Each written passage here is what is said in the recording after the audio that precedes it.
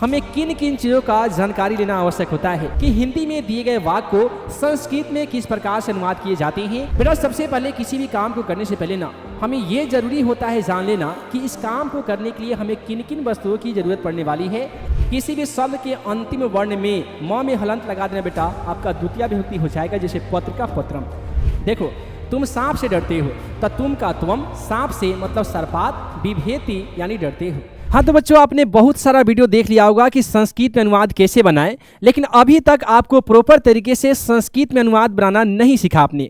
But आज की इस क्लास को करने के बाद में आपको प्रॉपर तरीके से मालूम चल जाएगा कि संस्कृत में अनुवाद करने के लिए हमें किन किन चीज़ों का जानकारी लेना आवश्यक होता है। वो कौन कौन ऐसे टिप्स है, वो कौन कौन ऐसा ट्रिक है जिसको फॉलो करने के बाद में हम किसी भी दिए गए हिंदी वाक्य को आसानी वे में संस्कृत में ट्रांसलेट कर सकते हैं। तो प्यारे बच्चों आज की इस बेहतरीन सी क्लास में हम आपको बताने वाले हैं कि हिंदी में दिए गए वाक्य को संस्कृत में किस प्रकार से अनुवाद किए जाते हैं। और जैसा कि आपको मालूम है प्यारे बच्चों, आपके बिहार बोर्ड के एग्जाम पेपर में पूरे 6 नंबर में अनुवाद पूछे जाते हैं। और जो भी बच्चे इस क्लास को शुरू से अंत तक कर लेते हैं, मैं गारंटी दे कहता हूं प्यारे बच्चों कि आज के बाद आपको संस्कृत में अनुवाद करना काफी ही ईजी लगने लगेगा। तो चलिए प्यारे बच्चों बिना समय गवाए आज की इस बेहतरीन सी क्लास को हम लोग शुरुआत करने जा रहे हैं, जहां पे हम लोग सीखेंगे संस्कृत में अनुवाद किस प्रकार से बनाए जाते हैं।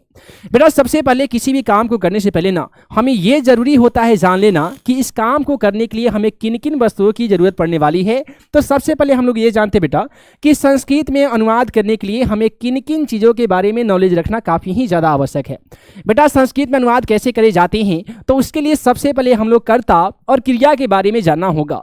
बेटा संस्कृत में अनुवाद का सबसे पहला नियम यही कहता है कि कर्ता जिस पुरुष एवं जिस वचन का होगा, क्रिया भी उसी पुरुष और उसी वचन की होगी। कितना सिंपल नियम है कि हिंदी वाक्य में जब हम संस्कृत वाक्य में कन्वर्ट करने जाएंगे तो पहला माइंड में ये टिप्स और ट्रिक हमें फॉलो करना है कि कर्ता जिस भी पुरुष और जिस भी वचन का होगा, क्रिया भी उसी पुरुष और उसी वचन की होगी। एग्जाम्पल के तौर पे मेरे प्यारे बच्चों हमने कहा कि वह पढ़ता है।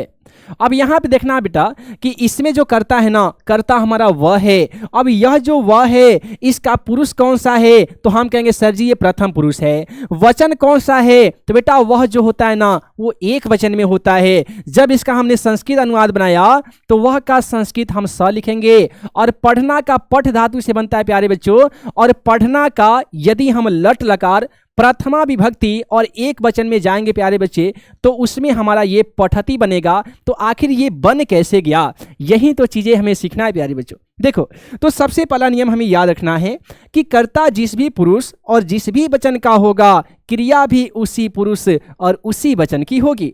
और बेटा यहाँ पे आपके मन में एक सवाल आ रहे होंगे कि सर ये तो हमें मालूम चल गया कि कर्ता जिस पुरुष और जिस वचन का होगा, क्रिया भी उसी पुरुष उसी वचन की होगी, लेकिन ये क्रिया कर्ता वचन पुरुष होता क्या है, टेंशन मत लो, सारी चीजें आपको समझाने वाले हैं। दूसरा टर्म कंडीशन याद रखना बेटा कि कारक एवं विभक्ति। कारक के अनुसार हम लोग क्या करते हैं, उचित विभक्ति का यूज करते हैं। विशेषण और विशेष से बेटा याद रखना कि विशेष जिस लिंग विभक्ति और वचन का होता है, विशेषण भी उसी लिंग विभक्ति और वचन का होगा। उसके बाद में आपको लकार यानी काल के बारे में बेसिक नॉलेज रखना होगा कि क्रिया के अनुसार हम उचित लकार के धातु रूपों का प्रयोग करते हैं। तो सबसे पहले बेटा हम लोग जानते हैं कि ये कर्ता एवं क्रिया होते क्या हैं। देखो बेटा कर्ता क्या होता है ना, इसी को आप लोग इंग्लिश में सब्जेक्ट करते हो। जैसे बोलेंगे कि मोहन पढ़ता है, तो सिंपल वे में समझ लेना मेरे प्यारे बच्चे कि जो क्रिया को करने वाला होता है वही आपका कर्ता होता है। जैसे मुकीम सर पढ़ा रहे हैं तो पढ़ाना एक क्रिया हो रहा है बेटा, ये पढ़ाने का काम कौन कर रहा है, तो आपके मुकीम सर कर रहे हैं, तो मुकीम सर यहाँ पे आपका कर्ता हो जाएंगे। फॉर एग्जाम्पल मोहन पढ़ता है, पढ़ने का क्रिया कौन कर रहा है बेटा, मोहन, तो मोहन आपका कर्ता हो गया। और कर्ता में एक चीज हमेशा याद रखना मेरे प्यारे बच्चे, ये जो पुरुष होते हैं ना बेटा, पुरुष होते हैं 3 प्रकार के। एक होते हैं प्रथम पुरुष, दूसरा होते हैं मध्यम पुरुष और तीसरा होते हैं उत्तम पुरुष। इन तीनों को याद करने का काफ़ी ही बेहतरीन बेटा इसका ट्रिक है। देखो कोई भी इंसान अपने बारे में उत्तम बात ही कहता है, अर्थात मैं को संस्कृत में अहम कहते हैं। मैं, हम दोनों, हम सब, ये सभी के सभी उत्तम पुरुष होते हैं। उसके बाद में हम अपनी बड़ाई तुम ही से तो कहेंगे बेटा, तो तुम दोनों, तुम सब, इसी को संस्कृत में कहते हैं त्वम, युवाम, युवम। ये सभी के सभी आपका मध्यम पुरुष होते हैं। मान लेते हैं हम और आप मिलकर किसी अन्य व्यक्ति के बारे में ही तो बात करेंगे बेटा, तो किसी अन्य व्यक्ति के बारे में जैसे वह, वे दोनों, वे सब, इसी को संस्कृत में कहते हैं स, तौ, ते। ये सभी के सभी आपका अन्य पुरुष यानी प्रथम पुरुष होते हैं। जब बात आती है बेटा वचन के बारे में, तो याद रखना कि हिंदी में आपका वचन 2 प्रकार के होते हैं, लेकिन संस्कृत में बेटा 3 प्रकार के होते हैं। एक होते हैं एक वचन, द्विवचन, बहुवचन। सिंपल है, यानी 1, 2, बहुत सारे। ठीक है जी। तो एक चीज हमेशा याद रखना बेटा, स, तौ, ते। प्रथम पुरुष में होते हैं स, तौ, ते। स का हिंदी अर्थ होता है बेटा वह, ते का होता है वे दोनों, है ना बेटा, वे दोनों, और ते का मतलब होता है वे सब। बात करते हैं मध्यम पुरुष के बारे में बेटा, तो त्वम का मतलब तुम होता है। ठीक है। युवाम का मतलब हो जाएगा तुम दोनों। ठीक है जी। और युवम का मतलब हो जाएगा मेरे प्यारे विद्यार्थी जी तुम सब। ठीक उसी प्रकार से अहम का मतलब मैं हो जाएगा, अवाम का मतलब हो जाएगा कि हम दोनों, वयम का मतलब हो जाएगा मेरे प्यारे बच्चे हम सब। बेटा ये वो चीज़ है जो आपके अनुवाद बनाने में काफ़ी ही ज़्यादा हेल्प करने वाला है। एक चीज़ हमेशा याद रखना मेरे प्यारे बच्चे, जिस प्रकार से आपने कर्ता को जाना, अब आइए क्रिया को जानते बेटा। देखो ये तो आपका रहा पुरुष, जिसमें प्रथम पुरुष, मध्यम पुरुष, उत्तम पुरुष होंगे। प्रथम पुरुष, मध्यम पुरुष, उत्तम पुरुष में कौन आएगा बेटा? तो अहम, मैं, उत्तम पुरुष, तुम, मध्यम पुरुष, और बाकी सब अन्य यानी अन्य पुरुष यानी प्रथम पुरुष। अब इसे मान लेते बेटा एक पठ धातु है। पठ मतलब होता है बेटा पढ़ना, और ये क्या है जी? यह एक धातु है, क्योंकि क्रिया के मूल रूप को हमने धातु कहा। अब देखो पठ धातु को एक वचन में यदि हम ती लगा देंगे बेटा, तो पठती, पठता, पठंती। ये लट लकार में बेटा आज ही की क्लास में आपको बताएंगे कि ती, तंती, सी, थ से बनते हैं। ठीक है जी। तो पठती, पठता, पठंती, पठसी, पठता, पठत, पठामी, पठाव, पठाम। अब आइए मेरे प्यारे बच्चे इसका इस्तेमाल करके हम लोग यहाँ पे अनुवाद बना रहे हैं। देखो बेटा, पुरुष एवं वचन के अनुसार कर्ता एवं क्रिया का सही प्रयोग यहाँ पे दिया गया प्रथम पुरुष में, जैसे बालकः पठति। यहाँ पे बालकः में आपका प्रथमा विभक्ति लगा है, तो क्रिया में भी प्रथमा विभक्ति लगा है। द्विवचन में बालकौ पठतः, 2 बालक पढ़ते हैं। बालकाः पठन्ति, बहुत सारे बालक पढ़ते हैं। बालिका पठति, बालिके पठतः, बालिका पठन्ति ही। मध्यम पुरुष में बताएंगे तो त्वम पठसि, युवाम पठतः, युवम पठतः। मेरे प्यारे बच्चे पहला नियम याद रखना कि कर्ता जिस पुरुष और जिस वचन का होगा, क्रिया उसी पुरुष और उसी वचन की होगी। जैसे बालकाः, ये जो पुरुष है ना बेटा बालकः, ये प्रथम पुरुष है। और कौन सा वचन है? एक वचन, तो क्रिया भी आपका प्रथम पुरुष से एक वचन का यूज हुआ है। जैसे प्रथम पुरुष एक वचन में आपका पठ धातु में पठती होता है। दूसरा यहाँ पे उदाहरण देखिए बेटा, वह पढ़ रहा है, वह को संस्कृत में स बोलते हैं। पठ में पढ़ना, और इसको क्या करेंगे? प्रथमा विभक्ति एक वचन में जाएंगे पठ धातु में, तो बेटा पठती हो जाएगा।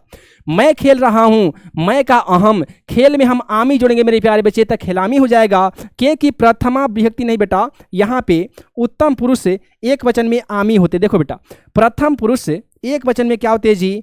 आमी होते हैं। आमी, तो पठ में आमी जोड़ेंगे पठामी, खेल में आमी जोड़ेंगे मेरे प्यारे बच्चे खिलामी।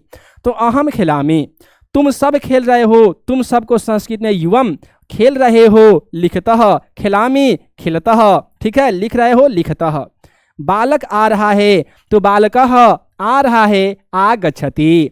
बंदर कूद रहे हैं, बानरः कुर्दन्ति। हर जगह आपने देखा बेटा, जैसे सूर्य उदय हो रहा है अर्थात उग रहा है, तो सूर्य को हमने बोला सूर्यः, उग रहा है तो उदेति। क्यों? क्योंकि यहाँ पे आपका कर्ता कारक में प्रथमा विभक्ति का यूज हुआ है, तो आपका क्रिया में भी प्रथमा विभक्ति का ही यूज होगा। दूसरा नियम है बेटा कि कारक एवं विभक्ति। हमें उम्मीद है मेरे प्यारे बच्चे कारक आपने जाना होगा बेटा कि क्रिया में जो सहायक रूप से जो भूमिका निभाती है बेटा वाक्य में, उसे हम लोग क्या करते हैं जी? कारक कहते हैं। और इसका भेद की बात करते हैं मेरे प्यारे बच्चे, तो इसका भेद आपके 8 होते हैं। ठीक है जी, ये आपके कारक के भेद हैं। प्रथमा विभक्ति में आपका कर्ता कारक होता है, इसका चिन्ह होता है ने। याद रखना प्रथमा विभक्ति में केवल एक विसर्ग लगा दीजिएगा, किसी भी शब्द के अंत में आपका प्रथमा विभक्ति हो जाएगा। किसी भी शब्द के अंतिम वर्ण में म में हलंत लगा देना बेटा, आपका द्वितीय विभक्ति हो जाएगा। जैसे पत्र का पत्रम, कलमेन कलम से, पठनाय पढ़ने के लिए, गृहात घर से, संस्कृतस्य संस्कृत का, विद्यालय विद्यालय में, हे मोहन हे मोहन। मतलब साहब है बेटा, जैसे हिंदी वाक्य दिए रहेंगे उसके अनुसार हम कारक का इस्तेमाल करते हैं, और कारक के इस्तेमाल में आपको सबसे ज़्यादा जो रूल निभाता है बेटा अनुवाद करने में ना, वह होता है बालक का शब्द रूप। आपको याद रखना होगा बेटा बालक का शब्द रूप क्या होता है, बालकः बालको बालकाः, इसको ध्यान में रखना है, ठीक है। जैसे प्रथमा विभक्ति एक वचन में बालक का शब्द रूप बालकाः हो जाता है, द्वितीया में बालकम हो जाता है, तृतीया में बालकेन, चतुर्थी में बालकाय, पंचमी बालकात यानी बालक से। चलो इसका इस्तेमाल किस प्रकार से करी जाते हैं बेटा, यहाँ पे हम लोग देखते हैं। कहता है कि बच्चे पढ़ रहे हैं, बेटा बच्चे दिया गया है, बच्चे पढ़ रहे हैं। कितना बच्चा, तो आपको तो एक दो दिख नहीं रहा है, बहुत सारे बच्चे पढ़ रहे हैं, तो बहुत सारे बच्चे यानी बहुवचन में बेटा तो हम लिखेंगे बालका। पढ़ रहे हैं तो पठंती। आप कहोगे सर जी यहाँ पे हमने पठती क्यों नहीं लिखा, तो मेरे प्यारे बच्चे बालक का शब्द रूप में बालका होते हैं बहुवचन में, तो जब आपका कर्ता बहुवचन में होगा बेटा, जब ये कर्ता बहुवचन में होगा तो क्रिया भी क्या होगा प्यारे, क्रिया भी बहुवचन में होगा। और ती त अंति क्या होते बेटा, ती तो अंति, तो बहुवचन का क्रिया क्या ऐड होता है, अंति ऐड होता है, तो पठ में अंति जोड़ेंगे पठंती हो जाएगा। कितना सिंपल है, ठीक है। बच्चे पत्र लिख रहे हैं, तो बच्चे फिर है तो यहाँ पे बालका, पत्र पत्रम, और लिख रहे हैं बच्चे है बहुवचन, तो फिर यहाँ पे बेटा क्या करेंगे, अंति जोड़ेंगे, तो लिख में अंति जोड़ेंगे लिखंती। बच्चे कलम से लिख रहे हैं, कलम से, तो मेरे प्यारे बच्चे यहीं पे हमने बताया कि यहाँ पे जहाँ पे कलमेन लिखा गया है इसका मतलब होता है कलम से, क्योंकि आपका करण कारक तृतीया विभक्ति होता है। तो कलम से के लिए हम कलमेन का यूज करेंगे, क्योंकि बालक में बालकेन होता है, तो यहाँ पे कलम में कलमेन हो जाएगा, ठीक है। तो ये हो जाएगा बालका कलमेन लिखंती। बच्चे पढ़ने के लिए स्कूल जा रहे हैं, तो बालका पठनाय विद्यालयम गच्छति। पठनाय हमने क्यों लिखा बेटा, क्योंकि यहाँ पे दिया गया पढ़ने के लिए। अब यहीं पे देखो बालक के शब्द रूप में बालक के लिए, इसमें जब चतुर्थी विभक्ति लगाते हैं बेटा तो बालकाय हो जाते हैं, तब पढ़ने के लिए तो ये हो जाएगा पठनाय, ठीक है। उसके बाद में दिया गया है कि बच्चे घर से स्कूल जा रहे हैं, तो बच्चे का लिखेंगे बालका, घर से, तो गृहात लिखेंगे। जानते हो क्या बेटा, क्योंकि जो बालकात होते हैं, बालकात, बालकात मतलब होता है बालक से, तो गृहात मतलब घर से। विद्यालय का विद्यालय, गच्छन्ति मतलब जा रहे हैं, बहुवचन में है बालका, तो क्रिया भी बहुवचन का, सिंपल। बच्चे संस्कृत की पुस्तक पढ़ रहे हैं, तो बालका संस्कृत से पुस्तकम पठन्ति। संस्कृत से हमने इसलिए लिखा बेटा कि जहाँ पे संस्कृत की, देश की, पाठ की, राज्य की बात आती है वहाँ पे आधा स और य लगाकर षष्ठी विभक्ति लगा दी जाती है। बच्चे कक्षा में पढ़ रहे हैं, तो बेटा कक्षा में दिया गया है तो हम यहाँ पे कक्षायाम करेंगे, ठीक है, ताकि कक्षा में होगा ये आपके अधिकरण कारक है बेटा। यहाँ पे देख लो ना, बालक के शब्द रूप में क्या दिया गया है, बालके या फिर बालकायाम, ठीक है जी। उसके बाद में देखिए हे मोहन यहाँ पे आओ, हे मोहन अत्र आगच्छः, मतलब यहाँ पे आओ। तो ये रहा बेटा आपका कारक के अनुसार, ठीक है। फिर कहते हैं कि विभक्तियों के विशेष कुछ उदाहरण हैं कि रेखा मोहन के साथ जा रही है, तो हम लोग क्या लिखेंगे, रेखा का रेखा, मोहन के साथ, तब मोहनेन लिखेंगे, मोहन के साथ के लिए बेटा मोहनेन लिखेंगे, तृतीया विभक्ति, सह मतलब साथ, गच्छति मतलब जाती है। विद्यालय के चारों ओर वृक्ष है, तो विद्यालयम, चारों ओर के लिए बेटा संस्कृत में परितः का यूज करते हैं, और घर है तो गृहाणि सन्ति। कुछ शब्दों में धातुओं के साथ कुछ विशेष विभक्तियां होती है बेटा, याद रखना। गति अर्थ देने वाली धातुओं के योग में हमेशा द्वितीया विभक्ति लगेगी, और द्वितीया विभक्ति का मतलब म में हलंत लगा देना है। देखो जी, मोहन जयपुरम गच्छति, जयपुर में हमने द्वितीया विभक्ति लगाया। छात्राः विद्यालयम गच्छन्ति, विद्यालय में हमने द्वितीया विभक्ति लगाया। अभिता मतलब दोनों ओर, परितः मतलब चारों ओर, प्रति मतलब ओर, इन सबके योग में मेरे प्यारे बच्चे द्वितीया विभक्ति लगाई जाती है। याद रखना, गृहम अभितः गृहाणि सन्ति, घर के दोनों ओर घर हैं। विद्यालयम परितः वृक्षा सन्ति, विद्यालय के चारों ओर वृक्ष है, परितः लगा बेटा, इसलिए हम विद्यालय को विद्यालयम लिखेंगे ताकि द्वितीया विभक्ति लग जाए। 10वीं कक्षा के एग्जाम पेपर में ये बहुत बार पूछे जा चुके हैं। राकेश ग्रामम प्रति गच्छति, राकेश गांव की ओर जा रहा है। याद रखना बेटा, सह, सह मतलब होता है साथ, इसके शब्द में तृतीया विभक्ति लगती है बेटा, तृतीया विभक्ति मतलब एक डंडी और न लगा देना है, ऐसे करके, ठीक है बेटा। जैसे बालक मित्रेण सह विद्यालयम गच्छति, बालक मित्र के साथ विद्यालय जाता है। पिता पुत्रेण सह खेलति, पिता पुत्र के साथ खेलता है। नम के शब्द में बेटा चतुर्थी विभक्ति लगती है, याद रखना। गणेशाय नमः, शिवाय नमः, गुरुवे नमः। तो नम धातु में हमेशा आपका कौन सी विभक्ति लगेगी? चतुर्थी विभक्ति लगाई जाती है। अब ये रहा आपको विशेष विभक्ति के विशेष उदाहरण। इसको याद रखना कि जिससे किसी वस्तु को दी जाती है उस व्यक्ति में चतुर्थी विभक्ति लगती है। जैसे स निर्धनाय धनम ददाति, वह निर्धन को धन देता है। सह मोहनाय पुस्तकम यच्छति, वह मोहन को पुस्तक देता है। ठीक है बेटा। भय, जिससे डर हो और जिससे रक्षा करी जाए, उसमें पंचमी विभक्ति लगेगी। और जब बात करी जाएगी पंचमी विभक्ति में तो एक डंडी और त में हलंत लगा देना, पंचमी विभक्ति लग जाएगा। जैसे बालकः सिंहात बिभेति, बालक शेर से डरता है। सैनिकः शत्रुभ्य देश रक्षन्ति, सैनिकों से देश की रक्षा होती है।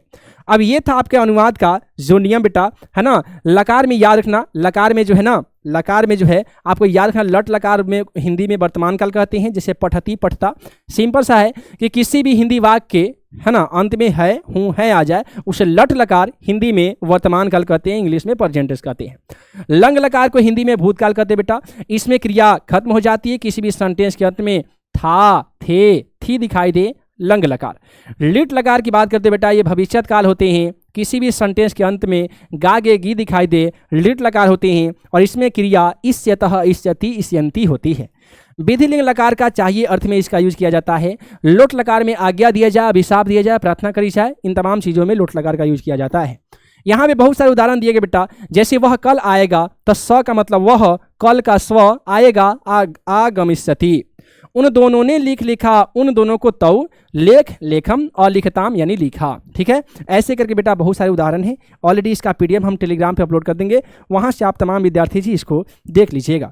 आइए यहाँ से हम आपको बताने जा रहे हैं जो आपके ऑलरेडी PYQ वाले उदाहरण हैं, जहां से बहुत बार एग्जाम पेपर में अनुवाद पूछे गए हैं। उन तमाम अनुवाद को फटाफट से करा देते हैं। ठीक है। देखो, तुम सांप से डरते हो, तो तुम का त्वम, सांप से मतलब सर्पात, बिभेति यानी डरते हो। परिश्रम से सफलता मिलती है, तो परिश्रम से, परिश्रमेन, बालक से बालकेन। सफलता, सफलताम, मिलती है, मिलती। वह कलम से लिखता है, सकलमेन लिखती, वह कलम से लिखता है। अगला है, मुझे मिठाई अच्छी लगती है, मुझे का मह्यम, मिठाई का मिष्ठानम, अच्छी लगती है, रोचते। राम का भाई श्याम है, तो राम का अर्थात रामस्यः, भाई मतलब भ्राता, श्याम है, श्याम अस्ति। दशरथ अयोध्या के राजा थे, दशरथ अयोध्यायाम निरीपा आसित। नेक्स्ट है, मैं रामायण पढ़ता हूँ, मैं का अहम, रामायण का रामायण, पढ़ता हूँ, पठामी। राजा गरीबों को वस्त्र देते हैं, राजा दरिद्रेभ्यः वस्त्र वस्त्राणि देते हैं, यच्छति। संस्कृत विश्व की सबसे पुरानी भाषा है, तो संस्कृत भाषा विश्व की, विश्वस्य पुरानी है, तो प्राचीनतमः भाषा, भाषा है, अस्ति। अगला है, सदा सत्य बोलो, सदा सत्यम वद। अशोक पाटलिपुत्र के राजा थे, तो अशोक पाटलिपुत्रस्य निरीपा आसित।